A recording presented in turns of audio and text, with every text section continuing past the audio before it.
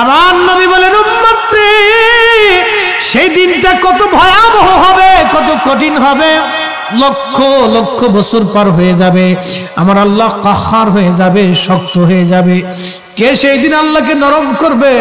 সমস্ত নবীরা আলাইহিস সালামরা চিন্তায় পড়ে যাবেন।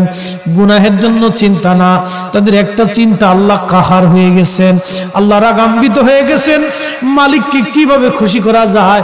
নবীরা হাঁটু গেড়ে বসে যাবে, কপালে ভাঁজ পড়ে যাবে, সমস্ত ফেরেশতারা সিজদার মধ্যে পড়ে থরথর করে কাঁপতে থাকবে, জিনেরা কাঁপতে থাকবে, মানব জাতিরা কাঁপতে থাকবে, পশুরা কাঁপতে থাকবে, সমস্ত মাখলুকগুলি কাঁপতে থাকবে। না জানি আমাদের আজকে কি উপায় হয়, আমাদের কি কঠিন বিচার হয়, না জানি আমাদের জীবনে কোন ভুল হয়ে যায়। হায় হায় হায় হায়, আমাদের উপায় কি হবে, উপায় কি হবে? সব সৃষ্টি সেই দিন থরথরে, সমস্ত মানুষরা দৌড়াইয়া হযরত আদম সফিউল্লাহর কাছে যাবে। আদম, আপনি তো আদি পিতা ছিলেন, আল্লাহ আপনাকে আদর করে বানাইছেন, বেহেশতে রেখেছেন, তামাম সৃষ্টি তাসাররুফ করেছেন, ফেরেশতা দিয়ে সাজদা দেওয়াইছেন। ও আদম, আপনি আজকে আল্লাহর দরবারে যান। আজকে কঠিন মেহশরে আমরা বিপদগ্রস্ত, আমাদের জিহ্বা বের হয়ে গেছে, তৃষ্ণে আমাদের কলিজা একবারে শুকায় গেছে। আজকে আমরা ময়দানে ঘাম পড়তে পড়তে আমরা পেরেশান হয়ে গেছি। ও বাবা আদম, আপনি আল্লাহর কাছে যে আল্লাহর দরবারে আজকে বিচার ফাইসালা শুরু করান। মেহশরের মাঠ আমাদের আর বরদাস্ত হইতেছে না, আল্লাহ আমাদের শক্ত হয়ে গেছে, রাগান্বিত হয়ে গেছে। আল্লাহকে কে আজকে খুশি করবে?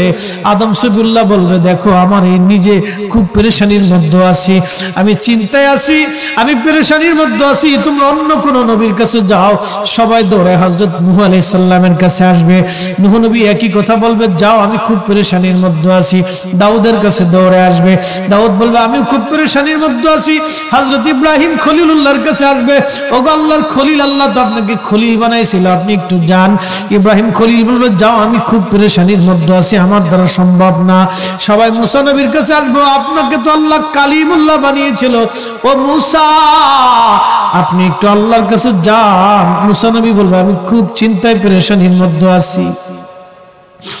হযরত ঈসা রূহুল্লাহর কাছে যাবে, আপনাকে তো আল্লাহ রূহুল্লাহ বানিয়েছিল, ঈসা আপনি একটু আল্লাহর কাছে যান।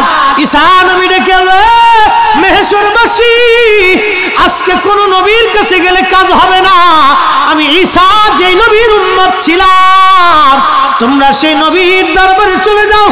আখির নবী রাহমাতুল লিল আলামিন ছাড়া আজকে আল্লাহকে কেউ নরম করতে পারবে না। এই চিৎকার মেরে বলেন আল্লাহু আকবার। তিনি হাবিবুল্লাহ, হাবিবুল্লাহ স্যার আল্লাহকে কেউ খুশি করতে পারবে না। সমস্ত উম্মতেরা আবু বকর সিদ্দিক, ওমর, উসমান, আলী সব সাহাবীরা দৌড়ায় যাইয়া আল্লাহর নবীর সামনে দাঁড়ায় দাঁড়ায় কাঁদতে থাকবে। খাজা মাইনুদ্দিন চিশ যায় কাঁদতে থাকবে, হুজুর গাউসে পাক মহিউদ্দিন আব্দুল কাদের জিলানী যায় কাঁদতে থাকবে, মুজাদ্দিদ আল ফেসানি যায় কাঁদতে থাকবে, বাহাউদ্দিন নকশবন বুখারী যায় কাঁদতে থাকবে, শাহজালালী আমিনী মুজাদ্দিদি কাঁদতে থাকবে, ইমাম শাফি, ইমাম হাম্বলি, ইমাম মালিক, ইমাম আবু আজম আবু হানিফা রাহমাতুল্লাহ আলাইহি কাঁদতে থাকবে, তাবিরা কাঁদতে থাকবে, হাসান বসরি কাঁদতে থাকবে, শাহাদা একরাম কাঁদতে থাকবে, হাসান হোসেন কাঁদতে থাকবে, হযরত আলী ফাতেমা কাঁদতে থাকবে। তাদের এই কান্না দেখে নবীজি সহ্য করতে পারবে না। ও আমার উম্মতরা, তোমরা কান্দো না, আমি মওলার দরবারে এখনই যাইতেছি। আল্লাহর নবী দৌড়ায় যাইয়া আল্লাহর কুদরতি কদমে আরশে মুআল্লার সামনে সিজদায় পড়ে কাঁদবে আর বলবে, ইয়া রব হাবলি উম্মতি, ইয়া রব হাবলি উম্মতি, ইয়া রব হাবলি উম্মতি। আল্লাহ আমার উম্মত গুনাহ করে ফেলছে, আমার উম্মত গুনাহ করছে, আল্লাহ আমার উম্মত গুনাহ করছে। আমরা যে তার আদরের উম্মত, কয়দিন কেন্দেছি। রসুল আমার আল্লাহর হাবিব, আখেরি নবী,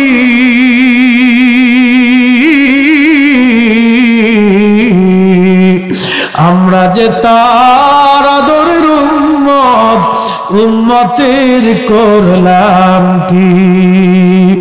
আমরা যে তার আদরের উম্মত কয়দিন কেন্দেছি।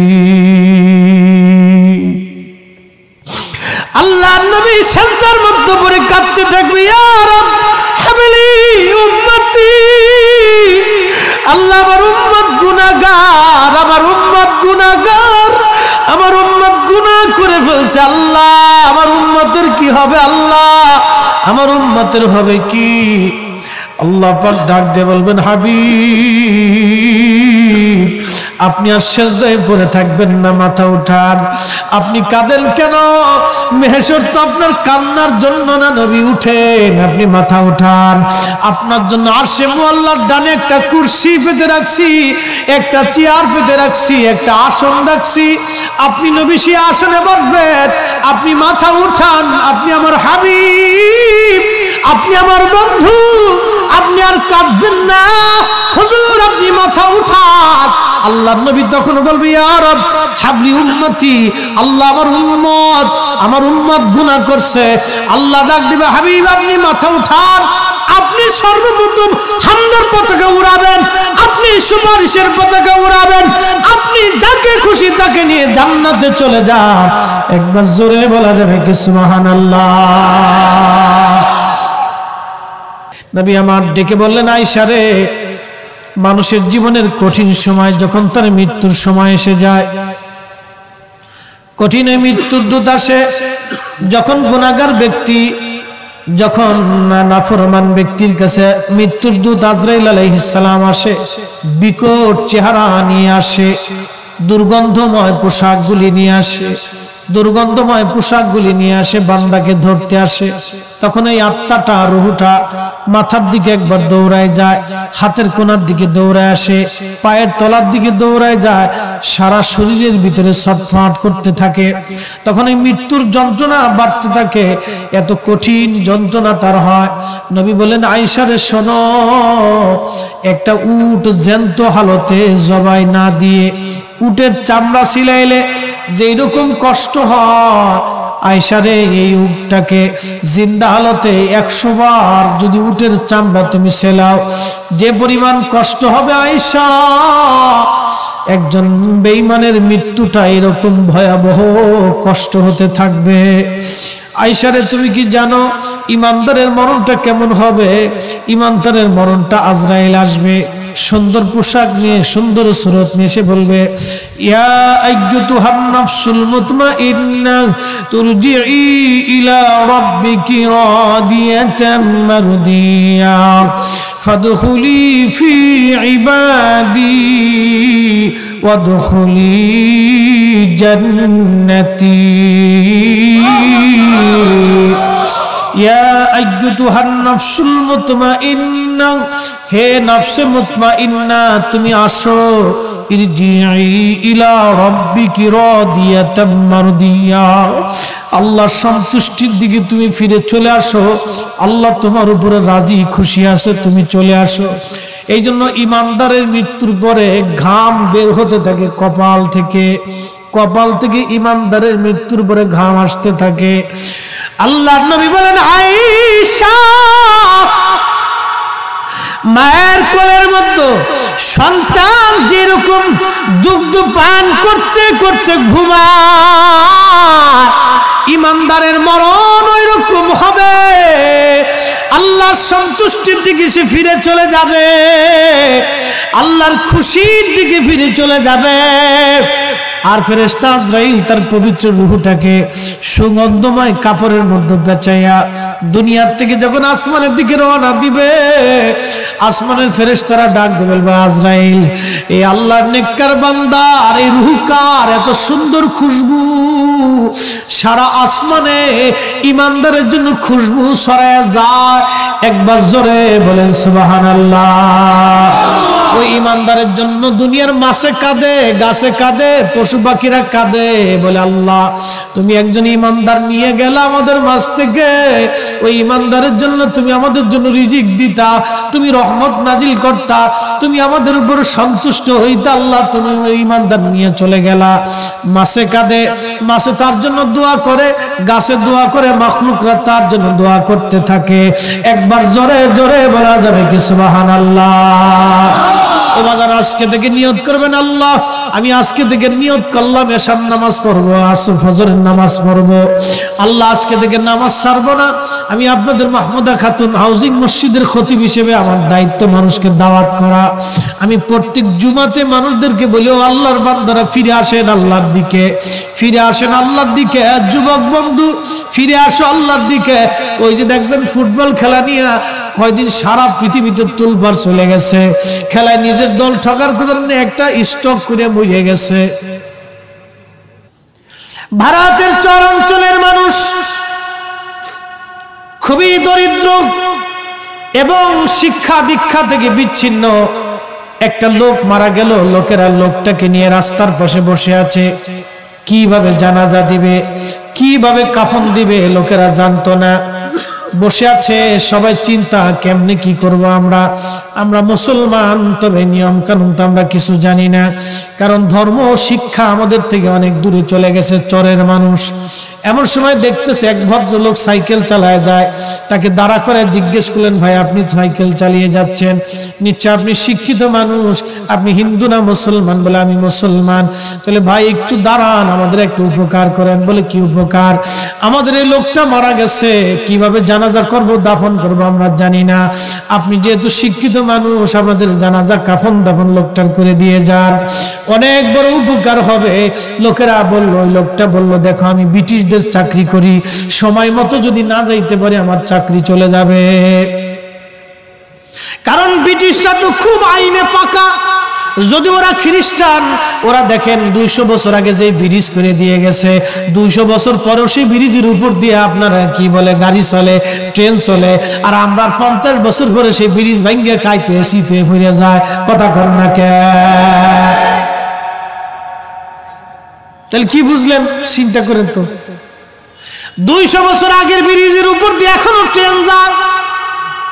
হার্ডিং ব্রিজ বলেন, ওই যে আপনার ওই চট্টগ্রামের কালুখালী ব্রিজ বলেন, এরকম অনেকগুলি ব্রিজ আছে আপনার ব্রিটিশটা করে দিয়ে গেছে, এখনো ব্রিটিশে সেই ব্রিজের উপর দিয়ে এখনো ট্রেন চলে, বাস চলে, গাড়ি চলে, ট্রাক চলে।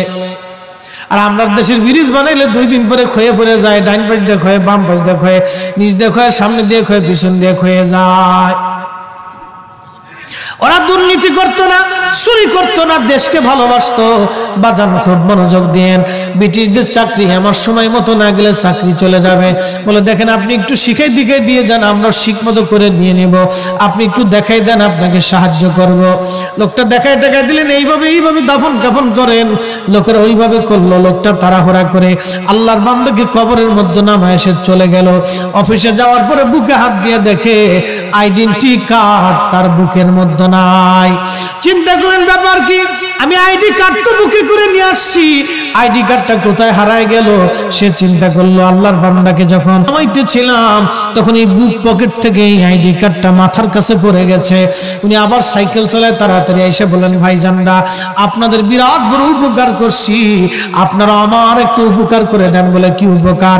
আমার একটা আইডি কার্ড ছিল বুক পকেটের মধ্যে, আমি ওই লোকটাকে হামু দিয়ে কবরে নামানোর সময় বুক পকেট থেকে তার মাথার কাছে আইডি কার্ডটা পড়ে গেছে, আপনারা দয়া করে ওই আইডি কার্ডটা আমার একটু উঠাই দেন। লোকেরা বলল, দেখেন আমরা অশিক্ষিত মানুষ, মাসলা মাসাল কিছু জানি না, আপনি যদি বলেন তাহলে আমরা আপনার জন্য মাটি সরাই দেব, আপনি নিজ হাত দিয়ে কবরের ভিতর থেকে আইডি কার্ড নিয়ে চলে যান।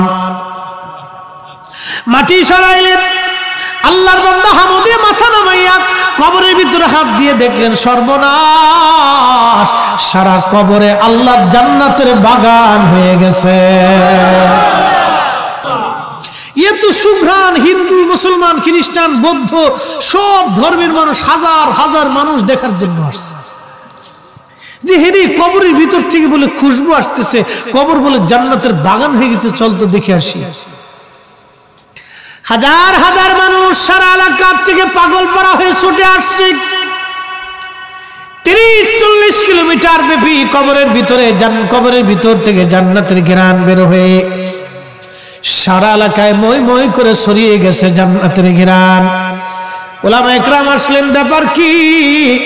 কবর জান্নাতের বাগান হয়ে গেল কোন আমলে? উলামা একরাম বলেন, সময় তো অনেক পার হয়ে গেছে, আপনারা তাড়াতাড়ি করেন, মাটি দিয়ে দেন, আবার পুনরায় কবর স্থাপন করেন। কবর স্থাপন করা হলো। কবর স্থাপন করার পরে উলামা একরাম বলেন, তার আপন কি আছে? লোকেরা বলল, সে গরিব মানুষ, তার একটা মাত্র মেয়ে আছে। চলেন তো মেয়েটার কাছে যাই। মেয়েটার কাছে যায় উলামা একরাম সালাম দিয়ে বলেন, মা একটু দয়া করে বলবেন আপনার বাবার জীবনের আমল কি ছিল? একবার জোরে বলা যাবে কি মারহাবা? আল্লাহর বান্দার কবর। উলামা একরাম বলেন, মা বলেন তো আপনার বাবার জীবনের কি আমল ছিল? মেয়েটা বললেন, হুজুর আমরা গরিব মানুষ, শিক্ষা দীক্ষা আমাদের কিছুই নাই, আমার আব্বা জান খুব দরিদ্র হতপীড়িত, দিন আনতেন, আমরা দিন কোন রকম খেয়ে বেঁচে থাকতাম। হুজুর আমার আব্বার জীবনে দেখছি আমার আব্বা কোনোদিন নামাজ কাজা করে নাই। জোরে বলা যাবে কি সুবহানাল্লাহ? আমার আব্বাজান নামাজ কাজা করে নাই, নামাজ ছাড়তেন না। আমার আব্বাজানের আর একটা আমল দেখতাম, রাত্রিবেলা ঘুমোতে যাওয়ার আগে আমার আব্বাজান একটা বই পড়তো, বাতি জ্বালায় জ্বালায় আব্বাজান পড়তো, কিন্তু বাবা বইটা পড়তে পারতো না। বাবা বইয়ের লাইনে লাইনে আঙ্গুল ঘুরাইতো আর বলতো, আল্লাহ এটা তোমার কিতাব, আমি পড়তে পারি না। আল্লাহ এটা তোমার কিতাব, আমি পড়তে পারি না। আল্লাহ এটা তোমার কিতাব, আমি পড়তে পারি না। আল্লাহ এটা তোমার কিতাব, আমি পড়তে পারি না। একটু চিন্তা করেন তো। উলামা একরাম বলেন, কিতাবটা আনেন তো দেখি। কিতাব আনার পরে দেখলেন এটা দুনিয়ার কোনো সাহিত্য না, প্রবন্ধ গ্রন্থ না, এটা সেই কিতাব যে কিতাব সম্পর্কে আল্লাহ বলেছেন, দালিকাল কিতাবু লা রাইবা ফীহি হুদাল লিল মুত্তাকিন। আল্লাহু আকবার। ইয়া সেই কিতাব যে কিতাবের মধ্যে কোনো সন্দেহ নাই, কোনো ভুল নাই। এই কিতাব মুত্তাকিনদের জন্য হেদায়েত, যারা আল্লাহকে ভয় করতে চায় তাদের জন্য হেদায়েত, যারা আল্লাহকে ভয় করতে চায় তাদের জন্য হেদায়েত, যারা আল্লাহকে ভয় করতে চায় না এই কোরআনে তাদের জন্য কোনো হেদায়েত নাই। এ ভাইরা আমার, এই সূরা মুলক আল্লাহর বান্দা কবরের মধ্যে তেলাওয়াত করতেছিলেন, কবরের মধ্যে সূরা মুলক পড়তেছিলেন, হাত্তা খাতামাহা, শেষ পর্যন্ত কবরের মধ্যে সূরা মুলক তেলাওয়াত করলেন। ফজরে আজান হলো, আসসালাতু খায়রুম মিনান নাওম, ঘুম থেকে নামাজ ভালো। সাহাবী বিছনা থেকে উঠে আল্লাহর নবীজির সঙ্গে ফজরের নামাজ আদায় করলেন। নামাজ শেষ করার পরে প্রিয় নবীজি ঘুরে বসতেন। ঘুরে বসার পরে সাহাবী বললেন, হুজুর আমি জানতাম না এখানে কোনো কবর আছে, আমি কবরের উপরে বিছনা করলাম, কবরের উপরে তাবু গাড়লাম, শুয়ে পড়লাম। শুয়ে পড়ার পরে দেখি একজন বান্দা কবরের ভিতর থেকে সূরা মুলক তেলাওয়াত করতেছে, হাত্তা খাতামাহা, একবারে শেষ পর্যন্ত সূরা মুলক তেলাওয়াত করলো। একবার আওয়াজ তুলে বলা যাবে কি আল্লাহু আকবার? সূরা মুলক তেলাওয়াত করলে নবীজি দেখে বললেন, হিয়াল মানিয়া হিয়াল মুনজিবা তুনজিহি মিন আযাবিল কবর। সাহাবী তুমি ভুল শুনো নাই, সঠিক শুনেছো। এই সূরা মুলক হলো কবরের আযাব প্রতিরোধক। যেই ব্যক্তি প্রত্যেকদিন এশার নামাজ পড়ে সূরা মুলক তেলাওয়াত করে রাত্রিবেলা ঘুমায়, এই লোকটা মরে যাওয়ার পরে এই সূরা মুলক তেলাওয়াতের কারণে আমার আল্লাহ তাকে কবরের আযাব থেকে বাঁচায় দেয়। এই সূরা মুলক কবরে আপনাকে পাহারা দিতে থাকবে, আযাবের ফেরেশতা আপনাকে আসতে দিবে না রে বন্ধু। এই জন্য আজকে রাত্রি থেকে নিয়ত হবে, আল্লাহ প্রত্যেক রজনী এশার নামাজের পরে ঘুমোতে যাওয়ার আগে অন্তত একবার হলো সূরা মুলক আপনি তেলাওয়াত করে ঘুমায় পড়বেন। আল্লাহ আল্লাহ আল্লাহ, আপনি যদি তেলাওয়াত করে ঘুমাইতে পারেন, আপনি মারা যাবেন, ছেলে মেয়ে সব আপনাকে ছেড়ে চলে দিয়ে আসবে, গ্রামবাসী চলে আসবে, কিন্তু সূরা মুলক আপনাকে পাহারা দিতে থাকবে। একবার জোরে বলা যাবে কি সুবহানাল্লাহ? এরপর তাহলে আপনারা বলেন, সেই নবীর সুন্নত আমাদের মানার দরকার আছে না নাই? আহা, নবী টুপি মাথায় দিয়েছেন, আমি মাথায় দিব। নবী জুব্বা গায়ে দিয়েছেন, আমি গায়ে দিব। নবী ডান হাতে খাইছেন, আমি খাবো। নবী ডান কাতে ঘুমাইছেন, আমি ঘুমাবো। নবী সব কাজের আগে বিসমিল্লাহ বলছেন, আমি পড়বো। নবী সবসময় মুস্কি হাসি দিয়ে মানুষের সাথে কথা বলছেন, আমি বলবো। নবী সবার সঙ্গে উত্তম সুন্দর ব্যবহার করছে, আমি করব। কিয়ামতের ময়দানে সবচাইতে বেশি আমলের ওজন কোনটা হবে জানেননি? সুবহানাল্লাহ বলবেন না? ওয়ার শেষ মেহশরের মাঠে সমস্ত আমলের চাইতে একটা আমলের ওজন বেশি হবে, সেটা হলো উত্তম আচরণ। উত্তম আচরণ, উত্তম চরিত্র। সুবহানাল্লাহ বলা যাবে না? উত্তম আচরণ। কিছু মানুষ আছে দেখবেন মানুষের সাথে খুব বদ আচরণ করে, খেটখেটে ফেটফেটে মেজাজ। কি কথা বলেন, ঠিক কিনা? আহা, রাসূল করিম হাজার দুঃখ উম্মতের সাথে মুস্কি হাসি দিয়ে কথা বলতেন, বুঝতে দিতেন না পেটে পাথর বেঁধে আছে। হুজুরের বহু জীবনীতে আসছে, আবু বকর সিদ্দিক একদিন বসে রয়েছে, হযরত ওমরও বসা। তো নবীজি রাস্তা দিয়ে যাচ্ছেন, এমন সে বলেন, ওমর, আবু বকর তোমাদেরকে কিসে এইখানে বসিয়ে রাখছে? হযরত ওমর আর আবু বকর কাপড় উঠায় বলে, হুজুর 3 দিন পর্যন্ত না খেয়ে আছি, পেটের মধ্যে পাথর চেপে দিয়ে রাখছি। হুজুর ক্ষুধার যন্ত্রণা আমাদেরকে ঘর থেকে বের করে রাস্তার পাশে বসিয়ে দিছে। আল্লাহর নবী ডাক দিয়ে বলেন, আবু বকর, ওমর, তোমরা কি মনে করো আমি পেট পুরে খেয়ে আছি? নবী কাপড় উঠায় দিয়ে দেখো আমার পেটের মধ্যে পাথর বাঁধা আছে। হযরত ওমর আবু বকর কেঁদে ফেললেন, হুজুর কি বলতেছেন আপনি? হযরত আবু বকর ওমর কাঁদতেছে। নবীজি বললেন, কাঁদার দরকার নেই, চলো যায় দেখি সামনে কিছু আল্লাহ কোন ব্যবস্থা করে কিনা। এক আনসারী সাহাবীর বাড়িতে গেলেন, যায় দেখলেন আনসারী সাহাবী বাড়ি নেই। সালাম দিলেন, মহিলা ভিতর থেকে সালামের জবাব দিয়ে বললেন, ইয়া রাসূলুল্লাহ, আপনি আমার বাড়িতে আসছেন, আমার জীবনের কত বড় সৌভাগ্য যে হুজুর আমার বাড়িতে আসছে। আল্লাহু আকবার বলা যাবে না ভাই? এ ভাই, নবীর দাম কত ছিল। ও সাহাবী বলতেছে, হুজুর আমার জীবনের কত বড় সৌভাগ্য যে রাসূল আমার বাড়িতে আসছে, হুজুর আপনি বসেন। নবী বললেন, তোমার স্বামী কোথায়? বলে, হুজুর পানি আনতে গেছে। আমাদের মতো তার তখন টিউবওয়েল ছিল না, কুয়ার থেকে পানি আনতে, তো পানি আনতে গেছে। সাহাবী দৌড়ে এসে দেখে, হায় হায়, তিনজন আল্লাহর এই জমিনের নিচে, জমিনের উপর আসমানের নিচে 3 জন শ্রেষ্ঠ মানুষ বসে আছে, রাহমাতুল লিল আলামিন। সাহাবী এসে বলতেছে, হুজুর আমার জীবনের কি সৌভাগ্য যে রাহমাতুল লিল আলামিন দাওয়াত না দিতে এসে পড়ছে। সুবহানাল্লাহ। নবী বললেন, সাহাবী তোমার ঘরে কিছু আছে, আমরা 3 দিন ধরে না খেয়ে আছি। বললেন, হুজুর কি বলেন? আপনি একটু অপেক্ষা করেন ইয়া রাসূলুল্লাহ, আমরা কি মরে গেছি? আল্লাহ রাসূল বললেন, সাহাবী দৌড়ে এসে বললেন, হুজুর আমার ঘরে একটা ছাগল আছে, কিছু রুটি আছে, আমি তৈরি করতেছি, হুজুর একটু বসে। ছাগল জবাই দিয়ে কুরবানি করে গোশত বানিয়ে তাড়াতাড়ি সাহাবী নবীকে খাওয়াইলেন। 3 দিন পরে আল্লাহ নবীর মুখে 2টি রুটির টুকরা গিয়েছিল। বাপ মুসলমান, সে নবীর উম্মত আমরা, সারা জীবন আমাদের জন্য কেঁদে গেছেন। আমাদের উচিত হবে আমাদের আচরণ যেন সুন্দর হয়, আমাদের ব্যবহার যেন মধুর হয়। আল্লাহ পাক তৌফিক করেন, সবাই বলেন আমিন। সুন্দর আচরণ যেন আমাদের জীবনে। অনেক আলেম আছে, আল্লাহ মাফ করে দিক, ক্ষমা করে দিক। অনেক আলেমদের আচরণ খুব বদ চরিত্রের আলেম, আচরণও খুব খারাপ হয়। কি আছে না ভাই? খুব বদ আচরণ। না না, এগুলি ঠিক না। আল্লাহর নবীর সারা জীবনের সুন্নত, দামি সুন্নত, উত্তম আচরণ, উত্তম ব্যবহার, এটা যদি কোন উম্মতের না থাকে শুধু উম্মতি হতে পারে না, তো মানুষ হয়েছে চলে। আমি নবী না চিনিলাম, কি যে ভুল করিলাম, ভস্মে ঢালিলাম কি, মানুষ হইয়া ভবেতে আসিয়া মানুষের করিলাম কি, মানুষ হইয়া ভবেতে আসিয়া মানুষের করিলাম কি। তাহলে একসাথে বলি তো আলহামদুলিল্লাহ।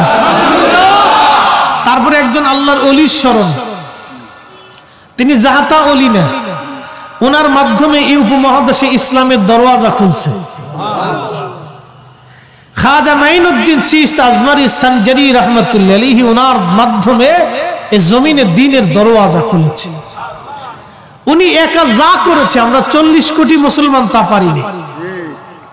কথা ঠিক কি না? উনি একা যা করেছে আমরা 40 কোটি মুসলমান তা পারিনি। এই জন্য আল্লাহর একজন মহান ওলির স্মরণে আপনারা মাহফিলটা দিয়েছেন। আল্লাহ আপনাকে আমাকে বসার সুযোগ করেছেন। আমার বিষয় কবর এবং হাসর। মুহতারাম, এই বিষয়টা অত্যন্ত একটা সেনসিটিভ বিষয়। একদিন আমাকে আপনাকে কবরে তো চলে যেতেই হবে।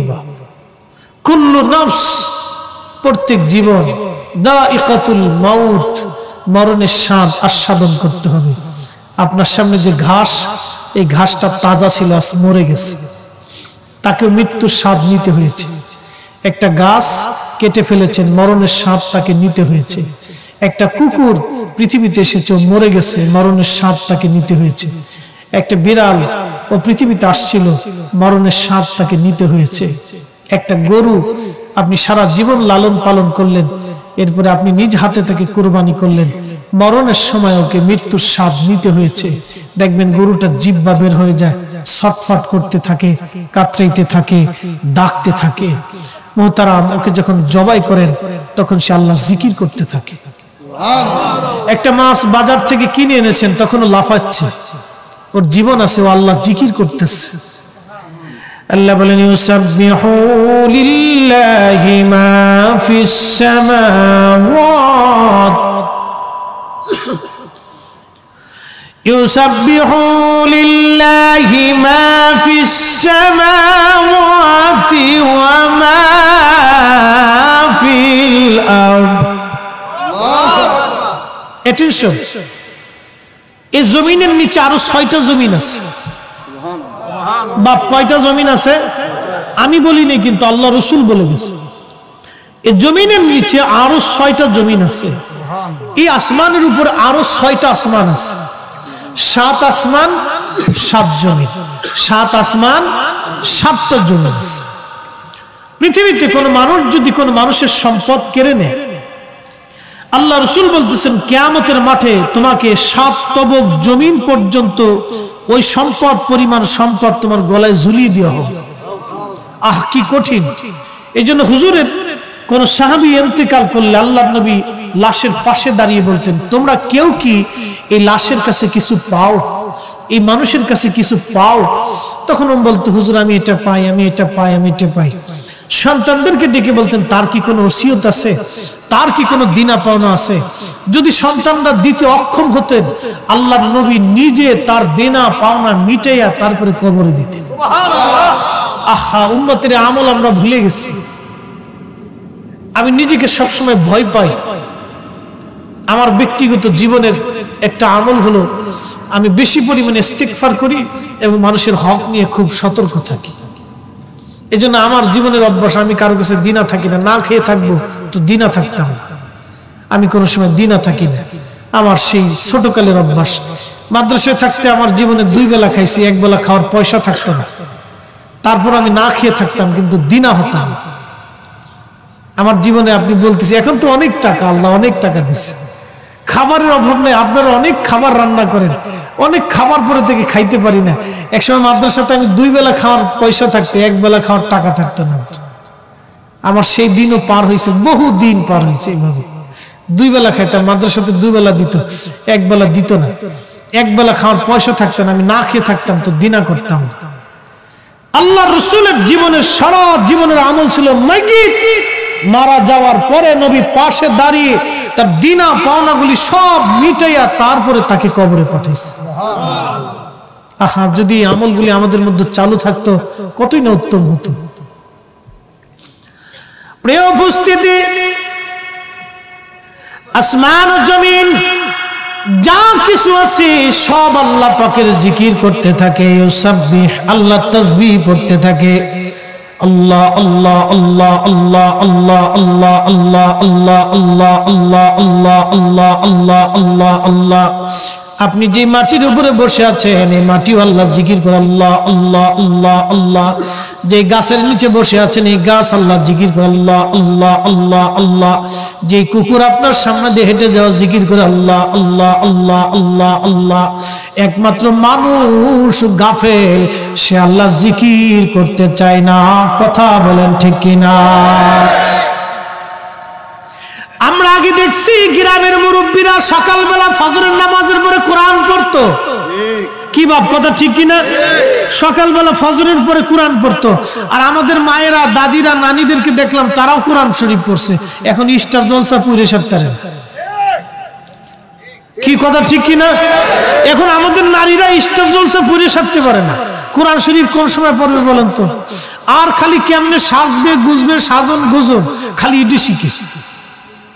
মা বাবার খেদমত করতে হবে কেমনে, সংসার কিভাবে চালাইতে হবে, মুরব্বীদের তাজিম তকরিম কিভাবে করতে হবে, নামাজ কখন পড়বে, বাচ্চাকে আদব লেহাজ কখন শিখাবে, কিচ্ছু নাই। বাচ্চার হাতে মোবাইল গেম দিয়ে মা টেলিভিশন দেখতেছে। কি মার মা? এটা মা না ডাইনি? এটা মা হইতে কইছি কেটা? এরকম মা বহুত আছে। এই অবস্থা আমাদের সমাজে চলতেছে ভাই। সমাজ তো ধ্বংসের দিকে চলে যাচ্ছে। যত দিন যাচ্ছে দেখবেন ঢাকা শহরে বহু হসপিটাল বাচ্চারা অ্যাবনরমাল হয়ে গেছে। গেম দিয়ে দেয় বাচ্চার হাতে। কেন দেয়? ওই মা স্টার জলসা দেখবে, জি বাংলা দেখবে, তার সাধারণ একটু বিনোদনের জন্য একটা বাচ্চার জীবন শেষ করে দিচ্ছে। পরে আইসা হুজুরের কাছে দোয়া করে কথা কইতারেন। বাস, তখন যত দায়ভার হুজুরের উপরে আসে, হুজুর দোয়া করে, হুজুর দোয়া করে। হ্যাঁ বাবা মুসলমান, খুবই মনোযোগ। আল্লাহ সৃষ্টির ভিতরে যাহা আছে সব আল্লাহ জিকির করে। আর আয়াতে আল্লাহ বলেন আলাম তারা আন্নাল্লাহা ইয়াসজুদু লাহু মান ফিস সামাওয়াতি ওয়া মান ফিল আরদ। ও নবী, আপনি কি দেখেন না আসমান ও জগৎ, জমিন ও জগতের মধ্যে যা আছে সব আমি আল্লাহকে সেজদা দেয়, সেজদা দেয়, সেজদা দেয়, সেজদা দেয়। একমাত্র মানুষ সেজদা দিতে চায় না। কথা বলেন ঠিক কিনা? এতে গরিয়ার ভিতরে হাজার হাজার মুসলমান আছে আজকে মাগরিব পড়ে নাই, এশা পড়ে নাই, এবং পড়বেও না, না পড়ে ঘুমাইতে যাবে, ফজরও পড়ে না। বাপ আছে না নাই? বহু মুসলমান আছে মাগরিব গেছে, এশা গেছে, খবর নাই। শুধু শুক্রবার আসলে নামাজে দাঁড়ায়, তারপরেও যাই পরে আসে সবার আগে। ডিজিটাল মুসল্লি যায় সবার আগে, যায় সবার পরে, আসে সবার আগে। মানে খুতবা শেষ হইলে শেষ হয়ে যাবে, তখন মসজিদে ঢুকে এই সেন্ট পেন্ট মারি দিয়ে, ভাব টাপ দিয়ে, টুপি একটা মাথায় দিয়ে হাঁটতে হাঁটতে গেছে। মনে হয় যে আল্লাহ ওনার উপর খুব ঠেকছে আর কি। এমন ভাব লইছে যে আল্লাহ খুব ঠিকই গেছে, আল্লাহর উদ্ধার করার জন্য গেছে। আবার সালামটা ফিরাইতে দেরি হয়, মসজিদে মনে হয় তুফান লাগছে। কে কার আগে বের হয়ে যাবে? বাপ, এই জমিন কত মানুষকে কবরে নিয়ে গেছে। এই পৃথিবী কাউকে দুনিয়াতে থাকতে দেয় না। এই পৃথিবী থেকে বহু মানুষ কবরে চলে গেছে। এই পৃথিবীতে কারো জায়গা হবে না। পৃথিবী আপনাকে বিদায় করে দিবে, পৃথিবী আপনাকে ছেড়ে দিবে। মরার সাথে সাথে মানুষের 24 ঘন্টা পর থেকে শরীরের পায়খানার রাস্তা দিয়ে একটা পোকা বের হয়। একটা মানুষ, আমি সাবান দিছি, সোডা দিছি, তেল দিছি, কত কিছুই শরীরে দিলাম। মরার গুনে গুনে 24 ঘন্টা পরে আপনার পায়খানার রাস্তা দিয়ে একটা পোকা আসবে। এই পোকাটা আপনার সারা শরীরের মধ্যে ছড়িয়ে যাবে। ছড়িয়ে যাওয়ার পরে এখান থেকে দুর্গন্ধ, পচা গন্ধ আসতে থাকে।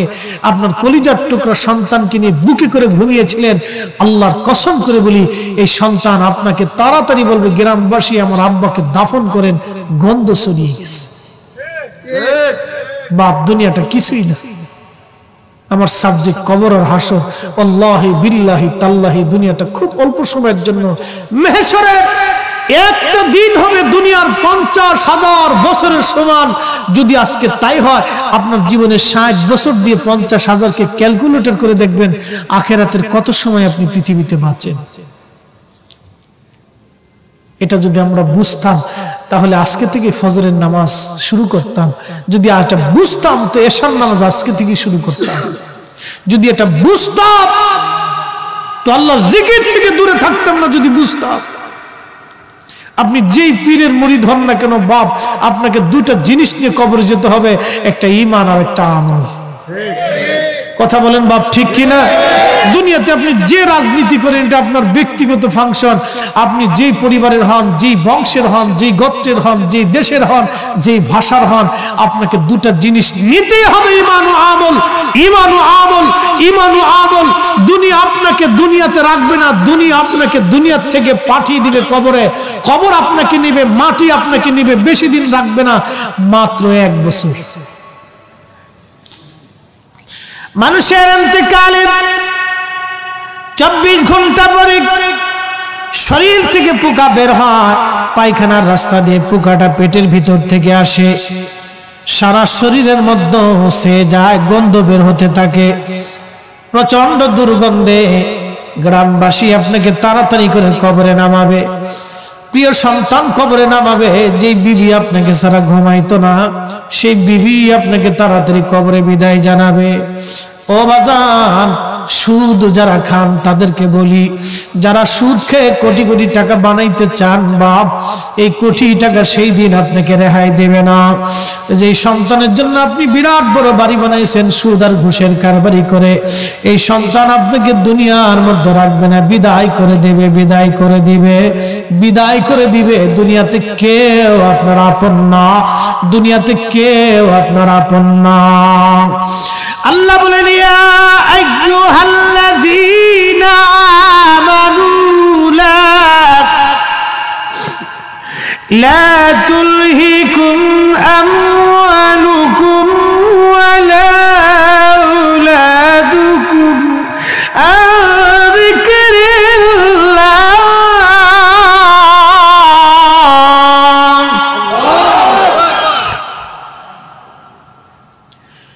ইয়া আইয়ুহাল্লাযীনা আমানু, ও ঈমানদার, ঈমানদার, ঈমানদার, ঈমানদার, লা তুলহিকুম আমওয়ালুকুম, সম্পদের প্রেমে, ওয়ালা আওলাদুকুম, সন্তানের মোহে পড়ে, আন যিকরিল্লাহ, আমার জিকির থেকে গাফিল হয়ো না, জিকির থেকে গাফিল হয়ো না, জিকির থেকে গাফিল হয়ো না, জিকির থেকে গাফিল হয়ো না। আমরা নামাজ ছেড়ে দিয়েছি। একজন দোকানদার সকাল থেকে ব্যবসা শুরু করলো, জোহরের আজান পড়ছে, দোকান বন্ধ করে নাই, আসরের আজান পড়লো, দোকান বন্ধ হলো না, মাগরিবের আজান পড়লো, দোকান বন্ধ হলো না, এশার আজান পড়লো, দোকান বন্ধ হলো না, সে দোকান চালিয়ে গেল। চিন্তা করলো আমি যদি দোকান বন্ধ করি আমার দোকানে বেচা কেনা কমে যাবে। বন্ধু আপনার দোকানের বেচা কেনা চিন্তা করলেন, ভাবলেন এই বেচা কেনায় যদি প্রত্যেক দিনে 1000 টাকা লাভ হয় তো আমি অনেক লাভ করে ফেলছি। আসলে আপনি লাভ করেন নাই, আপনি আপনার নিজের কামলা দেন নাই। এই 4 ওয়াক্ত নামাজ ছেড়ে দিয়ে আপনি যার কামলা দিলেন সে হলো আপনার সন্তানের কামলা দিয়েছেন, আপনি আপনার বিবির কামলা দিছেন, নিজের কামলা দেন নাই। নিজের কামলা হলো জোহরের নামাজ, নিজের কামলা আসরের নামাজ, নিজের কামলা মাগরিবের নামাজ, নিজের কামলা এশার নামাজ। যে ব্যক্তি নামাজ পড়ে দোকানদারি করে এ হলো চালাক, আর যে ব্যক্তি নামাজ না পড়ে দোকানদারি করে এ বেটা হলো বলদ। কথা বলেন ঠিক কিনা? এই লোকটাই হলো বলদ, সে নিজের কামলা দেয় নাই, অপরের কামলা দিচ্ছে। নিজের জীবনের সময়টাকে নষ্ট করিয়ে আরেকজনের জন্য সে কামলা দিয়ে কবরে চলে গেছে। হায় আফসোস উম্মতের জন্য। ও ভাবতেছে আমি অনেক বড় চালাক, আসলে চালাক না, সে অরিজিনাল বলদ। এই জন্য আল্লাহ বলেন, ওই ইমানদার, সম্পদের প্রেমে, সন্তানের মোহে পড়ে তুমি আমার জিকির থেকে জুদা হয়েও না, জিকির থেকে আলাদা হয়েও না। আফসোস আমাদের কবরে চলে যাওয়া লাগবে, মরণের স্বাদ আমাদের নেওয়া লাগবে। আল্লাহ বলেন ইয়া আইয়ুহাল্লাযীনা আমানু, ইমানদার আমানুত্তাকুল্লাহ, আমি আল্লাহকে ভয় করো, হাক্কা তুকাতি, ভয় করার মতো ভয় করো। ওয়ালা তামুতুন্না ইল্লা ওয়া আনতুম মুসলিমুন।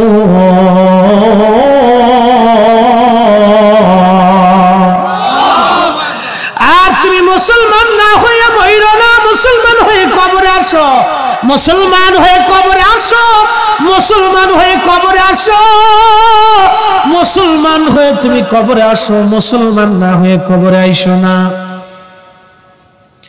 আচ্ছা, মুসলমান কি সুদ খাইলে হবে, ঘুষ খাইলে হবে, মানুষ ঠকাইলে হবে? খারাপ কাজ করলে মুসলমান হওয়া যায় না। মুসলমান হতে হলে আপনাকে ভালো আমল করা লাগবে, ভালো আমল, অধিক পরিমাণে ইস্তিগফার করা লাগবে, আল্লাহর হুকুমে নবীর তরিকায় নিজের জীবন চালাইতে হবে, আল্লাহর নবীকে নিজের জীবনের চাইতে বেশি পরিমাণে ভালোবাসতে হবে। কথা বলেন ঠিক কিনা?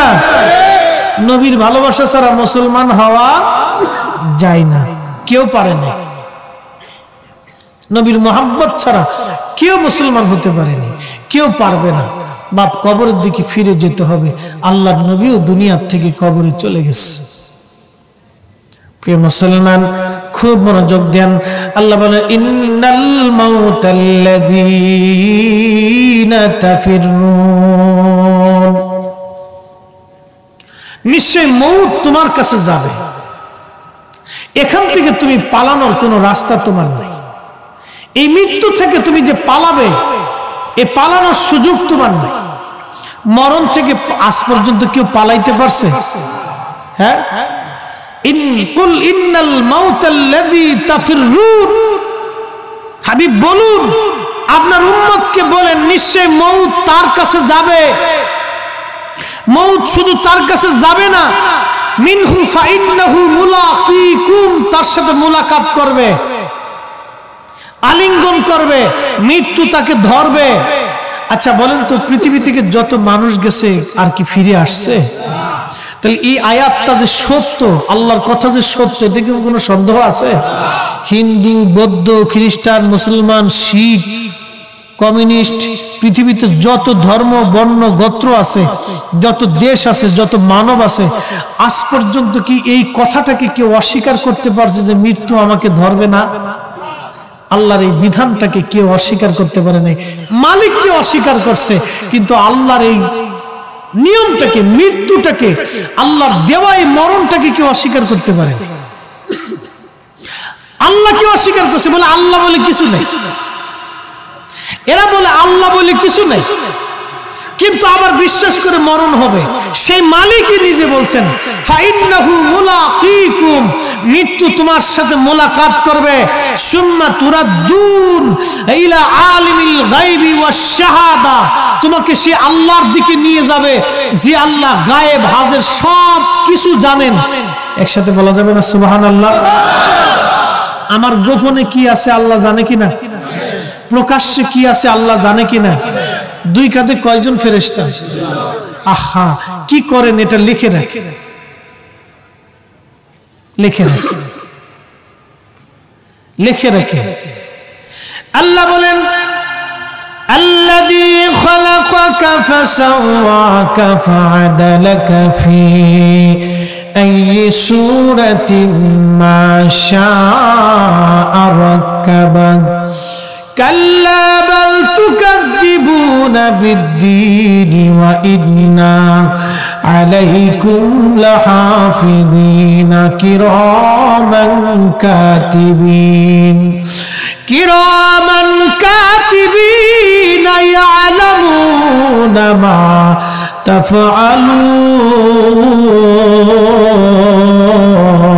তাফআলুন। কিরামান কাতিবিনা ইয়ালামুন, আমি আপনি কি করি কিরামান কাতিবিন সব জানে। গুনাহ লেখে নেকি লেখে, গুনাহ লেখে নেকি লেখে, কিরামান কাতিবিনা ইয়ালামুনা মা তাফআলুন। মালিকের দরবারে সেই দিন বাহানা চলবে না, মিথ্যা কথা বল চলবে না। আজকে সমাজে যদি কোনো ঝগড়া হয় তো মামলা করতে গেলে 100% মামলা 99% মামলা মিথ্যা কথা লেখে। কি কথা কর না কেন? এই জন্য পুলিশও জানে যে যেটি আইসিএর ভিতরে 100% পিওর না। দারোগাও জানে যে মামলা যে লিখতেইছে এই লেখার ভিতরে 100% মামলায় 99 মামলার ভিতরে গুজামিল থাকে। মানে যা হয় তার সাথে বাড়াই লেখে যাতে মামলাটা শক্ত হয়, ধারাটা মজবুত হয়। দেখেন মানুষ বাটপার কত বড়, এখানেও সিটারি। এই জন্য পুলিশও জানে এখানে ঝামেলা আছে, বিচারকরাও জানে এখানে ঝামেলা আছে। এই জন্য কেউ কেউ কয় টেবিলের নিচ দিয়ে নিয়ে আগে যা, বিসমিল্লাহ বলে দিছে তো ওইটা কি। এই সমস্যা হলো এখানে। নবীর জমানাতে সাহাবীদের জমানাতে এরকম ছিল না, মামলাও ছিল হক, বিচারও ছিল হক। মামলাও ছিল পারফেক্ট, বিচারও ছিল পারফেক্ট। সে জমানার মুসলমানরা মিশা কথা বলতো না, আর এই জমানার মুসলমান মিশা কথা না কইলে পেটের ভাত হজম হয় না, খালি মিথ্যা কথা। কে হ্যালো কই আছেন, ঘরের কই আছেন, আসি চট্টগ্রাম, ঘরের ভিতরে হয়ে দিচ্ছি। হ্যাঁ চট্টগ্রাম আছে, ঘরের মধ্যে শুয়ে দিচ্ছি। আগের জমানার মুসলমান মরে গেছে, মিথ্যা কথা কইছে না। এখনকার জমানার মুসলমান এই মিশে কথা না কইলে পেটের ভাত হজম হয় না। এখন বলেন তো অবস্থাটা কত। আল্লাহর কসম মাল ভালো। আমার এক দোকানদার পাঞ্জাবির কাপড় দিছি বেশ অনেক আগে ফরিদপুর থেকে। হুজুর চিন্তা করেন না, খুব দামি মাল, খুব সুন্দর, রং সব উঠতো না। একবার পাঞ্জাবি বানায় বাইক নিয়ে প্রথম দোয়াতেই শেষ। আমি চিন্তা করলাম ওরে সর্বনাশ, সিটার কত বড়। শয়তানও এগুলো দেখলি ডোরা। শয়তানে কয় সর্বনাশ, আমি 7 লক্ষ বছর আল্লাহর ইবাদত করছি কিন্তু সিটারি করিনি। কি কথা কর না কেন? 7 লক্ষ বছর শয়তান ইবাদত করছে, শয়তানের ইবাদতের মধ্যে কিন্তু সিটারি ছিল না। সে 7 লক্ষ বছর ইবাদত করার কারণে আল্লাহ কিন্তু তাকে চ্যান্সেলর অফ মালায়েকা বানাইছিল, ফেরেশতাদের মুআল্লিম ছিল সে। তার উপাধি আল্লাহ কিন্তু লকব বাড়াই দিছিল, কিন্তু জীবনের একটা ভুল আর বিয়াদবির জন্য আল্লাহ তাকে তার দরবার থেকে বহিষ্কার করছে। সে যদি ভুল স্বীকার করতো তাহলে আল্লাহ তার মাফ করে দিত, কিন্তু সে ভুল স্বীকার করে নাই। আমাদের দেশে একদল আছে ভাই নামাজের পরে দোয়া মানে না, দোয়া ছাইড়ে দিতেছে। এরা মূলত আল্লাহর দরবারে ভুল স্বীকার করবার চায় না। কথা কর না কেন? আমরা কিন্তু নামাজের পরে হাতটা তুলে বলি আল্লাহ আমার নামাজে ভুল হয়েছে। কথা ঠিক কিনা? নামাজে কি হয়েছে? আল্লাহ ভুল হয়েছে, আপনি আমার মাফ করে দেন, আমার নামাজরে কবুল করে নেন, আল্লাহ আমার ইবাদতরে কবুল করে নেন। তার মানে কি আমি নামাজও পড়ছি, ভুলও স্বীকার করছি। আপনার বাড়ি এক কর্মচারী 6 মাস কাজ করার পরে বাড়ি যাওয়ার সময় যদি আপনার হাতটা ধরে বলে মালিক আমি বিদায় নিচ্ছি, আপনার এখানে আর কোনোদিন আসা হবে না, এই 6 মাস কাজ করছি, আমার ভুল ত্রুটি হয়েছে, আপনার কাজ ঠিক মতো আঞ্জাম দিতে পারি নাই, আল্লাহর রাস্তায় আপনি আমার মাফ করে দিন। আচ্ছা বলেন এই কর্মচারীর প্রতি আপনার দয়া লাগবে না? আপনি বলবেন যে বাবারে তুই যদি কোনোদিন এই ঢাকা দক্ষিণ ক্যানিগঞ্জ তেগুরিয়াতে আসিস, এলাকায় কাজে বাজে আসলে তুই আমার বাড়িতে আসিস, তো আমার বাড়ির দরজা তোর জন্য খোলা। কেন? যেই লোকটা আপনার কাছে বিনয় প্রকাশ করছে, সারেন্ডার করছে, এই সারেন্ডারের জন্য তার প্রতি যদি আপনার মায়া লাগতে পারে, তো বান্দা হিসেবে আমি যখন আল্লাহর দরবারে সারেন্ডার করব, আল্লাহ ভুল হয়ে গেছে, আল্লাহ ডাক দিয়ে কয় তুমি তোমার কর্মচারীরে আমি আল্লাহর দেওয়া ভালোবাসা দয়া মায়া 100 ভাগ 1 ভাগ আমি সৃষ্টির মধ্যে বন্টন করে দিছি, তুমি কিঞ্চিত পথে যদি তোমার কর্মচারীর প্রতি দয়া লাগতে পারে, আমি আল্লাহর কাছে 99 ভাগ দয়া রয়ে গেছে। ও বান্দা তুই তো আমার কর্মচারী, তুই সারেন্ডার করার সাথে সাথে আমি আল্লাহ তোর কাজকে কবুল করে নিয়ে তোর গুনাহ মাফ করে দিলাম। তাহলে কি সারেন্ডার হবে? কথা বলেন, সারেন্ডার হবে? হাত তুলে আল্লাহর কাছে সারেন্ডার করবেন, আল্লাহ ভুল হয়ে গেছে। দলিল লাগে না, এটা হলো বিবেকের দলিল, এটা হলো ইনসাফের দলিল। সব কাজে দলিল চলে না, বিবেক দিয়ে কিছু বুঝে নিতে হয়। কে বা কারা এসে আপনাকে দোয়া না করলেও চলে? হ্যাঁ ভাই দোয়া তো না করলেও চলে। আচ্ছা ভাতের সাথে ইলিশ মাছ না খেলে চলে না? তো ইলিশ মাছটা খান কে? শুধু লবণ দিয়ে কাঁচামরিচ দিয়ে ভাত খালি হয় না, তাহলে 3 পদের তরকারি খান কে? এই বেলা আপনার লাগে না, শব্দ আসে না, খালি দোয়া মুনাজাতের বেলা গেলে আপনার লাগে না, এই শব্দটা আসে কে? তার মানে এই শব্দটা আপনার না, এটা শয়তানের শব্দ। কার শব্দ? শয়তানের শব্দ। আল্লাহ পাক এগুলির থেকে আমাদেরকে পানা দিক, সবাই বলে না আমিন। কষ্ট হতেছে আপনাদের? তাহলে একসাথে আবার বলি তো, আপনি মারা গেছেন, কবরে দিয়ে দিচ্ছে, প্রশ্নের জবাব আপনি দিতে পারেন নাই, আযাবের ফেরেশতা আসতেছে, সূরা মুলক মাথার কাছে দাঁড়ায়, কই যাও? আমার কথা না, হাদিসের কথা, সূরা মুলকের তাফসীরে আসছে। সূরা মুলক কই যাও? কে বান্দা প্রশ্নের জবাব দিতে পারেনি, আল্লাহ পাঠাইছে ওরা আযাব দিতে, মারার জন্য রিমান্ডে নিব। সূরা মুলক সে আমারে তেলাওয়াত করছে প্রত্যেক রাত্রি বেলা। সুবহানাল্লাহ। এই কবরের ভিতরে আমি ঢুকতে দেব না, তাড়াতাড়ি চলে যাও। ফেরেশতারা চলে যায়, কবে যে আল্লাহ কই ফাটাইছো? এই সূরা মুলকের জ্বালাই তো ভিতরে ঢুকাই যায় না। আল্লাহকে যাও আবার। ফেরেশতারা আবার এসে পায়ের কাছ দিয়ে ঢুকতে যাবে, সূরা মুলক পায়ের কাছে দাঁড়ায় পাহারা দিবে, এই কই যাও? দেখেন সূরা মুলকে কই যাও? কে বেটার আযাব দেওয়ার জন্য যদি রিমান্ডে নিল, কেন প্রত্যেক রাত্রি বলে সে আমার তেলাওয়াত করছে, আমি যতক্ষণ এখানে থাকবো ঢুকতে দেব না। সুবহানাল্লাহ। ফেরেশতারা কে আল্লাহ কই ফাটাইলা? সূরা মুলকে চলে ঢুকতে পারা যায় না, আল্লাহকে ফিরে চলে আসো। সুবহানাল্লাহ। আসতে বললেন কেন? সুবহানাল্লাহ। কি করো? সূরা মুলক তেলাওয়াতের কারণে আল্লাহর বান্দাকে আল্লাহ কবরের আযাব থেকে বাঁচাই দিবে। হিয়াল মানিয়া হিয়াল মুনজিবা তুনজিহি মিন আযাবিল কবর।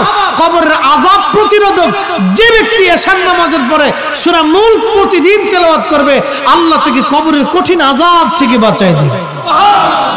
তাহলে আজকে থেকে কি এশার নামাজের পরে একটু কোরআন শরীফ খোলা যাবে না ইনশাআল্লাহ? বাপ আল্লাহ কবুল করুক, বলে না আমিন। অন্তত সূরা মুলক হলে একবার হলেও তেলাওয়াত করে কোরআন শরীফটা বন্ধ করে ঘুমাবে, যদি পছন্দ হয় আমলটা। ভাইরে, কবর তো বড় কঠিন জায়গা, এখানে আপনার কি আপন হবে বলেন তো? এই কঠিন মুসিবতের দিনে কি আপন হবে? বন্ধুরা কেঁদে বিদায় জানায় চলে আসবে, 3 ঘন্টা পরে 1 ঘন্টা পরে আপনার কবরে রেখে বন্ধু এসে চার দোকানে 1 কাপ চা খেয়ে ঢোক দিল, বন্ধু খুব ভালো ছিল, আরে কবরে চলে গেছে, 1 কাপ চা পর্যন্ত শেষ। সন্তান এসে কাঁদবে, 3 দিন পরে বড় ছেলে ডাক দেখবে, ছোটরে আব্বা তো মরে গেছে, বাবার ফাতিহাটাতে একটু দোয়া টোয়া খায়ের করার দরকার, তো তুই কিছু দে আমি কিছু দিই, আমরা সব ভাগযোগ করে দিয়ে দিই। ভাগযোগ করে কিছু একটু মিলাদ টিলাদ পরে দোয়া খায়ের করে শেষ করে দিয়ে শেষে বড় ছেলে ছোট ছেলে মেজো ছেলে সবাই এসে বসে করবে যে আব্বা তো জমি জমা ঠিক আছে, আর ভাগযোগ করি। আমি কি মিছে কথা কইছি ভাই? আমাদের সবার বেলা এরকম হয়েছে, আয় ভাগযোগ করি, বাস ভাগে যোগে বইছে, এটার একটু কম এটার একটু বেশি পড়লে, বা এটার ভালো জমি পড়ছে খারাপ জমি পড়লে এই বেটার বৌতি বার ঘরের বৌতি ফিন মেরে কয়, তুমি কি বলদ নাকি? তোমার বড় ভাই জমিটা এই সামনের জমি নিবার, তুমি পিছনের জমি নেবা, পিছনের জমির দাম কম, সামনেরটা বেশি, এটা হবে না, তুমি সামনের জন্য হেরে পিছনেরটা দাও। এই লাগিয়ে গেল পারাপারি কিলি শেষ পর্যন্ত থানায় মামলা, দারোগাকে ঠেয়া নিয়ে আয়, শেষ। আপনারই যে কবরের ভিতরে ফেরেশতারা পাড়াইতেছে, ছেলে মেয়ের এটা মাথাই নেই, ভুলে গেছে। এই জন্য মরার আগে কোরআন শরীফ সূরা মুলক তেলাওয়াত করে যায়, আর নিজের সন্তানকে একটু দোয়া কালাম শিখায়। বাপ, আপনাদেরকে অনুরোধ করি, যখন গোরস্থানে যাবেন, ছেলেটাকে নাতিটাকে হাতে করে নিয়ে যাবে, ধরে নিয়ে কবরের পাশে দাঁড়া করায় দিয়ে নিজে দোয়া কালাম শিখে দিয়ে দোয়া করা শিখাবে। মসজিদে যখন যান তখন ছেলেটাকে হাতে করে ধরে নিয়ে যাবেন, দুষ্টুমি করুন। ছোট্টকালে বাচ্চা দুষ্টুমি করবে, আজ মসজিদে যাবে, কাল মসজিদে যাবে, একসময় মসজিদের প্রতি মহাব্বত বেড়ে যাবে, একসময় আপনি কবরে চলে যাবেন, ও মনে পড়বে আব্বা আমাকে মসজিদে নিয়ে যেত। ও মসজিদে যাইয়া আপনার জন্য 2 হাত তুলে সন্তান বাবার জন্য দোয়া করবে, আর সন্তান যখন চোখের পানি ফেলবে, আল্লাহ আমার বাপকে মাফ করে দাও, সাথে সাথে আল্লাহ বান্দার চোখের পানির কারণে মাফ করে দিবে। বাপ, এগুলি শিক্ষা দেওয়ার জিনিস। আমি ওয়াজ করে আপনাকে বুঝাইতে যাবো কেন? এটা আপনাকে বুঝে করতে হবে, এগুলি কাজ বুঝে করতে হবে। আমাদের সমাজ থেকে এগুলি উঠে যাচ্ছে। অনেকে আছে আবার আপনাকে বেদাতের ভয় দেখাবে, এগুলি বাদ দেন। সন্তানকে শিখান তোমার বাবার জন্য দোয়া করতে হবে, মার জন্য দোয়া করতে হবে। আপনার বাবার কবরের পাশে আপনার ছেলেটাকে দাঁড় করে দেবেন, তোমার দাদার কবর জিয়ারত করো, শিখাইতে হবে। মসজিদে ঢুকছেন, ছেলেটাকে নিয়ে যাবেন, ভাইরে পড়ার জন্য তো ছেলেটাকে গালমন্দ করছেন, স্কুলে যাই নাই গালমন্দ করছেন, কিন্তু নামাজের জন্য তো গালমন্দ করলেন না। একটা দিনে নামাজের জন্য তো ছেলেকে পিটাইলেন না।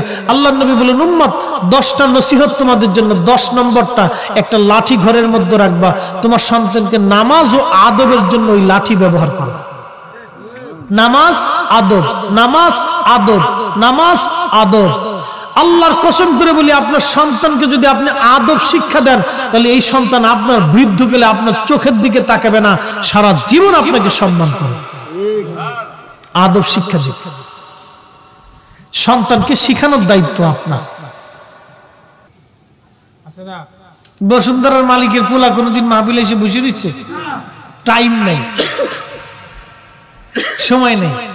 এই যে স্কয়ার কোম্পানি বলেন, যমুনা বলেন, বেক্সিমকো বলেন, ইনসাফটা বলেন, বিভিন্ন বড় বড় কোম্পানি আছে, বিভিন্ন কোম্পানি গ্রুপ অফ ইন্ডাস্ট্রির মালিকের ছেলেরা কোনোদিন দেখছেন এসে মাহফিলে বসে থাকে? এরা চিন্তা করে, আমার মতো ধনী ব্যক্তির পোলা মাহফিলে বসে থাকবো, খেতার ভিতরে আমার একটা ক্রেডিট আছে না? হেতা নিজের ক্রেডিট তালাশ করে। আমরা যারা গরিব মানুষ আছি, এরা হলো মাহফিলে এসে বসে থাকে, এখানে চিন্তা হলো আমার ছাতা কোনো ক্রেডিট মেডিট নেই, যদি বসে আল্লাহ আমরা মাফ করে দেয়। আমরা কোনো ক্রেডিট মেডিট নেই। এই জন্য মধ্যবিত্ত আর নিম্নবিত্ত, গরিব আর মধ্যবিত্ত শ্রেণীর মানুষ বেশি মাহফিলে আসে, এরা মাহফিল বেশি করে, মাহফিলে বেশি বসে। এই জন্য ধনী ব্যক্তির আগে 500 বছর আগে গরিবরা জান্নাতে চলে যায়। খুশি খুশি আর নাই আপনারা? কত বছর আগে? 500 বছর বলতে কি বুঝেন কোন তো? আমি বুঝাইতেছি, দুনিয়ার 50,000 বছর আরো দিনের একদিন, সেই দিনের 500 বছর। আরো জোরে এবার বাহ্যে হিসাব করবেন যে কত হাজার কোটি বছর পরে এরা জান্নাতে যাইবে। তাও জান্নাতে যাইবো কুত্তি কুত্তি জান শেষ। আমরা আল্লাহ জান্নাতে নেব বিদ্যুতের গতিতে, ফুলসিরাতের কাছে যে দাঁড়াইতে দেরি হবে, জান্নাতে ঢুকাইতে দেরি করবে। যা বান্দা চলে যা, দুনিয়াতে অনেক কষ্ট করছিস, যা মাহফিলে বসে থাকছিস, তোদের কোনো ক্রেডিট মেডিট ছিল না, তোরা আমি আল্লাহর মহব্বতে পড়ে বসেছিলি, যা মাফ করে দিছি। হ্যাঁ, আমাদের কোনো ক্রেডিট নেই ভাই। হ্যাঁ, আল্লাহ আমাদেরকে কবুল করুন, বলে না আমিন। বাপরে, আমরা মাহফিলে যারা বসি, আমরা আল্লাহর মহব্বতে বসে থাকি, ঠিক কিনা? এই লোকটা কোরআন শরীফ পড়তে পারতো না, পড়তে পারতো না, আঙ্গুল ঘুরাইতে বলতো, আল্লাহ এটা তোমার কালাম, আমি পড়তে জানি না, আমি পড়তে জানি না। উনি যে আঙ্গুল ঘুরাইছে, আঙ্গুল ঘুরাইতে ঘুরাইতে ঘুরাইতে ঘুরাইতে কোরআন শরীফের লাইনে লাইনে দাগ পড়ে গেছে। আল্লাহর কাছে মহব্বতটা এত বেশি ভালো লাগছে যে তার কবরে শুয়াইতে দেরি করছে, কবর আল্লাহ জান্নাতের বাগান বানাইতে দেরি করে। সে কি ক্রেডিট দেখাইছে? সারেন্ডার করছে। আল্লাহ এটা তোমার কিতাব, আমি পড়তে পারি না। আল্লাহ, আল্লাহ তোমার কিতাব আমি পড়তে পারি না। আল্লাহ তোমার কালাম আমি পড়তে পারি না। সে সারেন্ডার করছে, আল্লাহ আমি পড়তে পারি না। Surrender, surrender. ভুল হয়ে গেছে, আল্লাহ আমি পড়তে পারি না, এটা তোমার কালাম আমি পড়তে পারি না। আল্লাহ, ও বাপ, যারা কোরআন শরীফ পড়তে পারেন না, আপনাদেরকে একটা অনুরোধ করে যাবো, কোরআন শরীফটা খুলে চাইয়ে থাকবে। কোরআন শরীফটা খুলে তাকায় থাকবে আর পড়ার চেষ্টা করবে, কারো কাছ থেকে শেখার চেষ্টা করবে। কোরআন শরীফটা খুলে তাকায় থাকবে। যারা পড়তে পারেন, প্রত্যেকদিন 1 পৃষ্ঠা হলো বাপ পড়বেন। প্রত্যেক রজনীতে ঘুমোতে যাওয়ার আগে সূরা মুলক একবার করে তেলাওয়াত করবেন। আহা, কবরে কেউ আপনার আপন হবে না, এই সূরা মুলকটা আপনার আপন হয়ে যাবে। সূরা মুলকের 2টি কথা বলে দোয়া করতেছি, মনোযোগ দেন, একসাথে বলি তো, আল্লাহু আকবার। নবী সাহাবী বলতেছেন, আমরা একদিন সফর করে নবীজির সাথে আসতেছি, তো সন্ধ্যা হয়ে গেল। প্রিয় নবী বললেন, তাবু গাড়ো, আমরা এখানে বিশ্রাম করবো, সকালে রওনা দিব। সাহাবী বলতেছেন আমি জানতাম না এখানে কোনো কবর আছে, তার মানে অনেক পুরাতন কবর, এটা মিশে গেছে। আমি জানতাম না কোনো কবর আছে, কবরের চিহ্ন পাইছি না। আমি এখানে তাবু করছি, বিছনা করছি, শুয়ে পড়ছি। শুয়ে পড়ার পরে লক্ষ্য করলাম কবরের ভিতর থেকে একজন বান্দা কোরআন শরীফ পড়তেছে। কি পড়ে? কোথায় পড়ে? যেই বেটা কবরের ভিতরে কোরআন পড়ে, তাহলে বুঝেন তো কবরের উপরে সে বেটা কেমনে কোরআন পড়ছে। ও বাপ, ইবাদতের সাথে একটা জিনিস লাগবে, মহব্বত। ইবাদতের সাথে কি লাগবে? ইবাদতের সাথে মহব্বত যদি না থাকে তো ইবাদতের 4 পয়সা দাম নাই। ইবাদতের সাথে মহব্বত লাগবে। এই জন্য আল্লাহ বলছে, আল্লাহ রাসূলুল্লাহ ইউমিন, ঈমানদার হবে না হাত্তা আকুনা আহাব্বা ইলাইহি, আমাকে ভালো না বাসবা, মি ওয়ালিদিহি ওয়া ওয়ালাদিহি ওয়ান নাসি আজমাইন, দুনিয়ার সব মানুষ, ব্যক্তি, পুরুষ, পিতামাতা, সন্তান সন্ততি, স্ত্রী, পুত্র পরিজন, সহায় সম্পদ যা কিছু আছে সব কিছুর চাইতে আমি নবীকে বেশি ভালো না বাসলে ঈমানের স্বাদ নিতে পারবে না। খাজা মাইনুদ্দিন চিশত হয়েছেন নবী মোহাব্বত করে, নবী ভালোবেসে। বিশ্বকাপের দিন একটা মরছে, নিজের দল ঠকে গেছে, স্টক করে মরে গেছে। আচ্ছা আপনারা কোন, আমি চিন্তা করলাম ওর কুত্তায় কামড়ায় মারল না কেন? কুত্তার কামড়ে যদি মরে যেত তাহলে অন্তত হইলেও কিছু সওয়াব পাইত। এই বেটা যে স্টক করে মরে গেল দুঃখে, এর দুঃখের কোনো দাম আছে? আহা, জীবনটা কত বৃথা মৃত্যু। এমন একটা মরণ, যে মরণটা একবারে বৃথা চলে গেল, এই মরণের 4 পয়সা মূল্য নাই। আরে উম্মত তো মরবে কোরআন পড়তে পড়তে, উম্মত মারা যাবে সেজদা দিতে দিতে, উম্মত মারা যাবে জিকির করতে করতে। কি কথা বলেন, ঠিক কিনা? উম্মত মারা যাবে নবীর দুরূদ পড়তে পড়তে, উম্মত মারা যাবে নবী দেখতে দেখতে, উম্মত মারা যাবে খেলার দুঃখে স্টক করে মরে গেছে। কি আত্মার আত্মা, খালি পুরা কপাল, ওর কপালে পুরো দমে ঠাডা পড়ছে। আল্লাহ তুমি এরকম মৃত্যু আমাদেরকে দিও না আল্লাহ। বাপ, আগের যুগের কিছু মুরব্বী ছিল, তার এন্তেকালে 3 দিন আগে কইছে অমুক দিন আমি মারা যাব। কি বাপ, মিশা কথা বলতেছি আমি? ছিল না আগে এরকম? বহু ছিল, বহু ছিল, বহু ছিল। আল্লাহ আল্লাহ, বহু ছিল। গ্রাম এসে বলতো, শুনছো আমি বেশি দিন থাকতেছি না তোমাদের মাঝে। মেয়েকে বলছে, মা একটু গোসল করে দাও। গোসল করেছে, আব্বা গোসল করবেন না, সবাই ডাক টাক দাও, আমার একটু দরকার আছে। সবাই ডাকতে চাচ্ছে, বলছে তোমরা আমার মাফ সাফ করে দিও, ক্ষমা টমা করে দিও, তোমাদের মাঝে বেশি দিন আর থাকবো না, বেশি সময় আমি আর দুনিয়াতে নাই। ছেলের অবাক হয়েছে, আব্বা কন কি? মেয়েরা কয় আব্বা কন কি? ভাতিজারা কয় চাচা কন কি? নাতিরা কয় দাদা বলেন কি? হ্যাঁ নানা কি বলতেছেন আপনি? হরে বাবা, আমি দুনিয়ার থেকে কিছু সময় পরে চলে যাব, তোমরা একটু কোরআন শরীফ পড়ো। কোরআন শরীফ পড়তে পড়তে, কালেমার তালকিন দিতে দিতে আল্লাহ বান্দা জিকির করতে করতে কবরে চলে গেছে। হা হা, একসাথে জোরে বলেন আল্লাহু আকবার। ইয়া আল্লাহ, কি সুন্দর মৃত্যু তাদের জীবনে ছিল।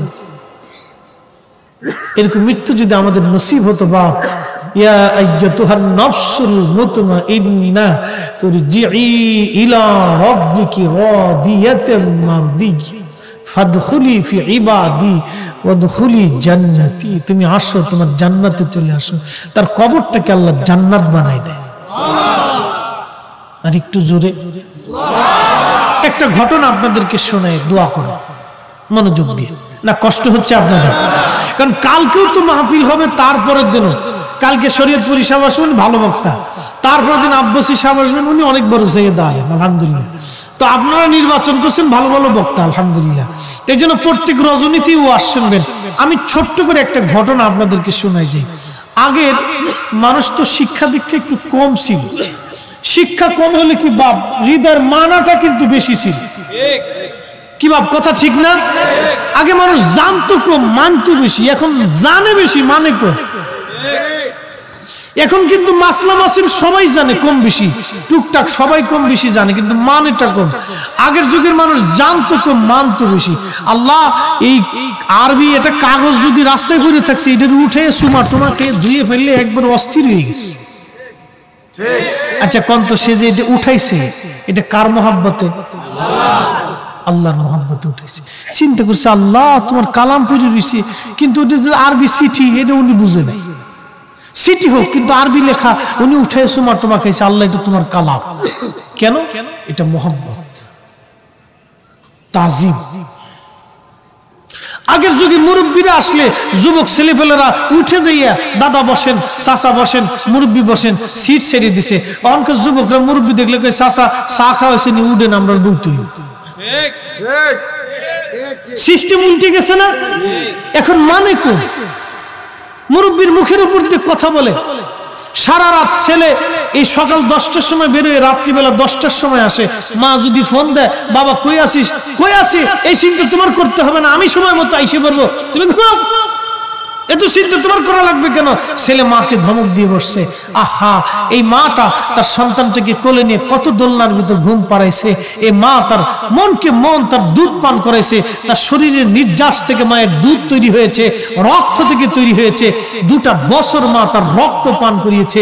সন্তান আজকে মাকে ধমক দেয়, এই সন্তানের চাইতে তো কুত্তা পালা ভালো। আসতে ঠিক বললেন কেন? জোরে বলেন। এরকম বহু সন্তান তৈরি হয়ে যাচ্ছে আজকে আমাদের জন্য, আমরা তাদেরকে মানুষ বানাইতে পারতেছি না। বহু সন্তান তৈরি হচ্ছে, বাপ সমাজ আমাদের